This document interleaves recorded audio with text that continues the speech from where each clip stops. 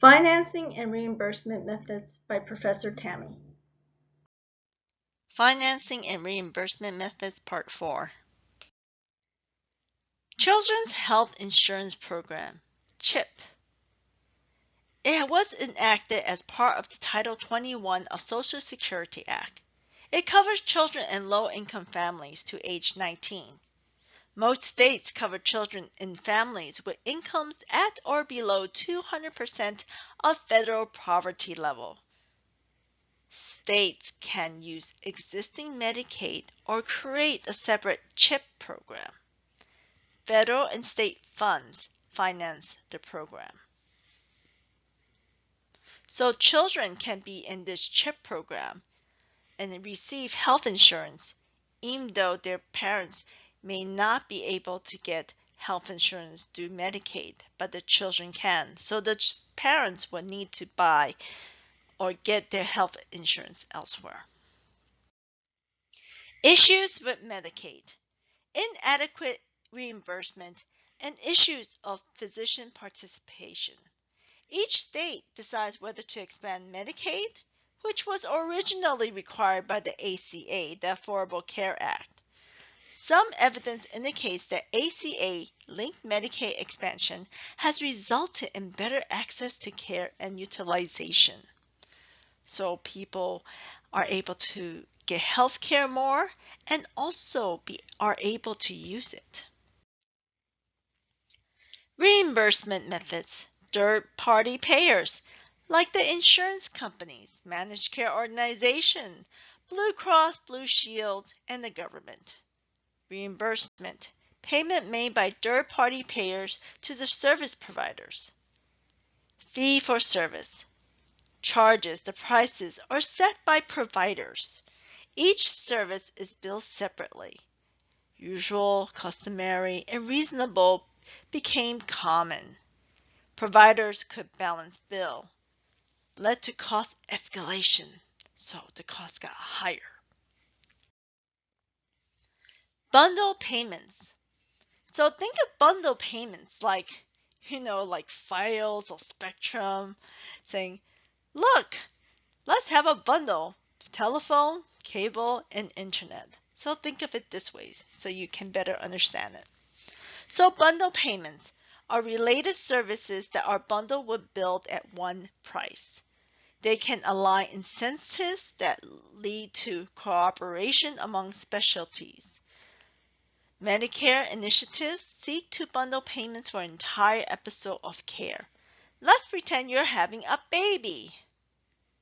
Your health insurance is going to have this bundle of care. It's like, okay, this is how much it's going to cost, because we know how much when the mother goes to the hospital, gets checked by the sonogram, maybe get epinephrine.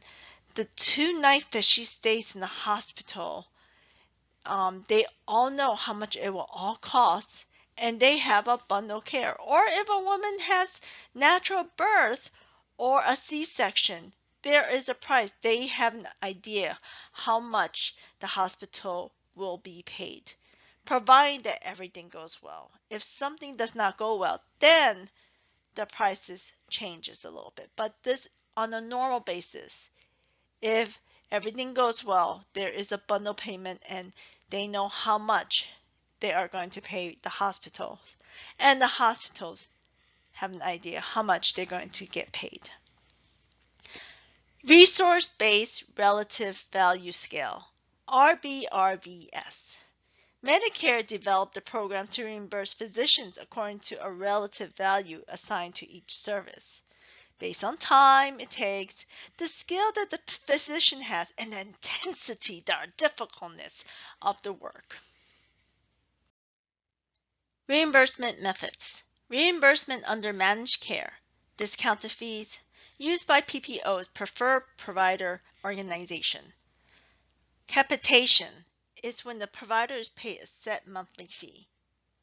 It's used by HMOs, Health Maintenance Organization, per member, per month, PMPM fee to cover all needed services. Prudent delivery of services. That means they're thinking of taking care of them, showing care, that kind of thing. And capitation, also minimize provider-induced demands too. So, it wouldn't matter how many times the patient goes there, 0 to maybe 5 times that month. These providers get paid, per month. It could be from 0 patients to 500 patients. So kind of think of it that way. They have a set fee per month. From retrospective reimbursement, rates based on costs actually incurred to prospective reimbursement. So prospective reimbursement is pre-established criteria used to determine in advance the amount of reimbursement. So they kind of like know what is going to happen. It's like foretelling the future almost. It's like, okay, you have a C-section. I know what you are going to need, and what materials you need. Oh, you're going to have natural childbirth. I know what your needs will be, and my cost is based on this. Well, the retrospective reimbursement is based on costs actually incurred. So like, okay, this is what happened. This is what materials we use. This is the services we use. And they pay based on what happened, what was used. So retrospective rates are set after evaluating the cost retrospectively. Historical costs are used to determine the amount to be paid, and perverse incentives. Prospective reimbursement. Certain pre-established criteria determine in advance the amount of reimbursement. 4 main methods will be discussed in the next slides. Diagnosis-related groups, DRG. Ambulatory payment classifications, APC. Resources utilization groups, RUG. And home health resources group, HHRG.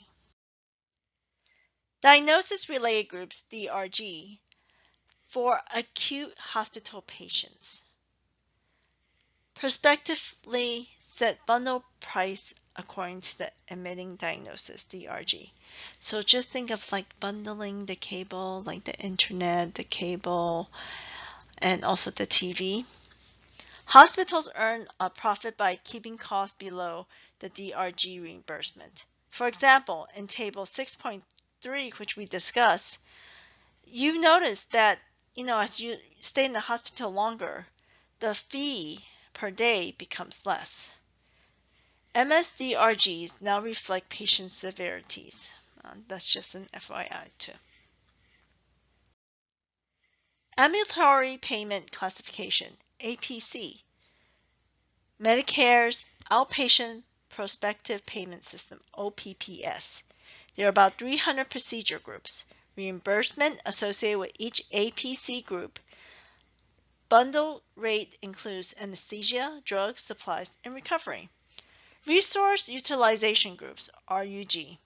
A case mix method to reimburse skilled nursing facilities, SNFs.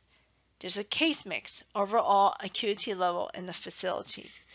Each patient is classified in one of 6 RUGs. Case mix determines a fixed per diem rate. The higher the case mix score, the higher the reimbursement. Home health resource groups, HHRG. A fixed predetermined rate for each 60-day episode of care, regardless of service given. OASIS, OASIS, Outcomes and Assessment Information Set, is used to rate a patient's functional status and clinical severity. Assessment measures translate into points. Total points determine the HHRG category. Payment reform initiatives. Value-based payments to hold providers accountable for cost and quality of care. Increased shifting of risk to providers. New payment arrangements for Medicare to be worked out to include bundle payments, shared saving arrangements, and risk-sharing arrangements. The National Health Expenditures. It includes spending for all health services and related activities. It's evaluated as a percentage of GDP, which is the gross domestic product, and as amount spent per capita per person. 17.8% of GDPs are spent on healthcare in 2015. Healthcare cost inflation is evaluated by the CPI, the Consumer Price Index. In 2015, 85% of total national health expenses were spent on personal health, including hospital care, physician services, dental care, other professional services, nursing home care, home health care, prescription drugs, medical supplies, durable medical equipment, vision care. Remaining 15% was spent on public health services like research, structures, and equipment, and administrative services. That's like the overhead, the paperwork folks and the management folks. Conclusion. Financing plays a very important function in healthcare delivery and how health is delivered to you. It enables consumers to obtain healthcare services through insurance coverage. For providers, it reimburses them for the services they provide. Methods of reimbursement change from retrospective to prospective. Prospective payment and capitalization used by HMOs, Health Maintenance Organization, contain incentives for the delivery of cost-effective health care. Financing is shared between private and public sources. Government incurs approximately 43% of all healthcare expenditures in the United States, a quasi-national healthcare system we have. See you soon. And remember to read the book.